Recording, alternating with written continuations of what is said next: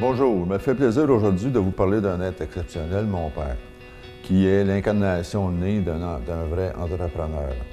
Mon père a toujours été un homme positif qui aimait la vie, qui aimait mordre dans la vie. Il a commencé son entrepreneuriat lorsqu'il était au séminaire de Joliette en tant qu'étudiant. À l'époque, c'était pensionnaire.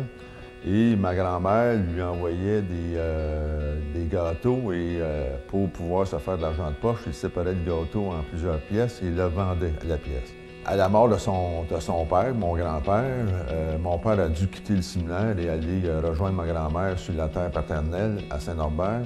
Et comme mon père était un entrepreneur puis que le domaine de la culture n'était pas un domaine qui l'intéressait énormément, il décida de partir une compagnie de textile spécialisée dans la fabrication de bas de laine. À ce moment-là, il a commencé à faire des bas, il a créé une machine qui permettait de prendre les bas qui étaient manqués et à ce moment-là de les refiler.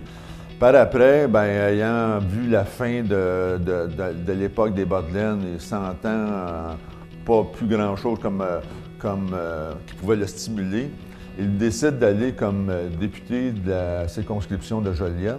Et à l'époque, il est demandé par Jean Lesage d'être l'assistant de Paul Gérin-Lajoie. Les deux ensemble vont créer les polyvalences. Ça, c'est loin d'être un succès. Par la suite, n'ayant aucun intérêt en politique, il décide en 1963 de partir le bureau d'assurance qui s'appelait à l'époque Lambert et Frenette. Et en 1966, mon père décide de racheter son partenaire et change la compagnie pour les assurances G. Lambert Inc. Il, à la même époque, décide de créer une taverne qui est unique en soi, parce qu'à l'époque, les tavernes étaient toujours attachées à des hôtels. Et c'était la seule taverne qu'il y avait entre Montréal et Québec qui était complètement séparée d'un hôtel où il servait des repas. Des jours jusqu'à 175 repas, il servait jusqu'à 3600 verres de bière. C'était un succès phénoménal. En 1968, il décide de se remarier parce que ma mère étant décédée à ma naissance, il se remarie avec sa deuxième épouse et il devient un petit peu plus tranquille, mais pas pour longtemps. Il décide d'ouvrir ici, sur la route 131, un centre qui est appelé ACO, pour accommodation. Il y avait 4 kiosques à l'époque. On servait des repas légers, hot dog, hamburger, patates frites.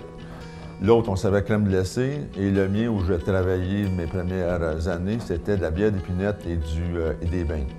Et il décide de merger 2 de ces kiosques ensemble pour justement créer un restaurant plus gros. Après un certain temps, voyant qu'il y a plus ou moins d'intérêt là-dedans, décide de faire une modification, décide de vendre le concept à Golden Eagle, qui est Ultramar, de mettre une station de service avec restaurant. À l'époque, ça fonctionne très bien et il décide de vendre ce commerce-là. Par la suite, il vieillissait un petit peu, il avait pas mal délaissé le domaine de l'assurance. Il a décidé à ce moment-là il nous voyait, à l'époque, c'était toutes des imprimantes à matrice, donc avec des cassettes. Il nous voyait jeter les cassettes à chaque fois qu'on avait fini l'utilisation. Il décide à ce moment-là de vouloir recycler les cassettes. On parle d'imprimantes à matrice. Et à l'époque, avec 2 moteurs d'essuie-glace Honda, décide de mettre la cassette là-dessus, la faire tourner avec un jet d'encre, de lancer de l'encre dans le ruban. Malheureusement, c'était pas tellement bon parce que la première fois qu'il est sorti de là, il avait l'air plus d'un raton laveur que d'un inventeur. Là, il a commencé à commercialiser sa machine. Là, on recevait des caisses de ruban à recycler. Et comme toute bonne chose, il s'est tanné pas longtemps après, il a décidé à ce moment-là de vendre le concept et vendre la machine à quelqu'un d'autre. Par la suite, il y a eu un élan dans l'imprimerie. Là, il a commencé à imprimer à peu près tout ce qu'on pouvait utiliser comme papier à ce moment-là.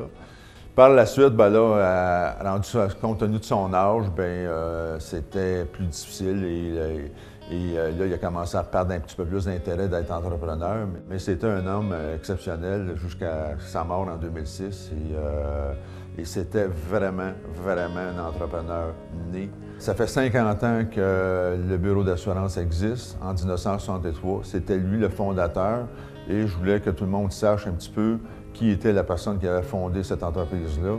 On tenait à y rendre hommage et démontrer qui il était et comment il avait vécu. Et sur ce, je vous souhaite bon 50e.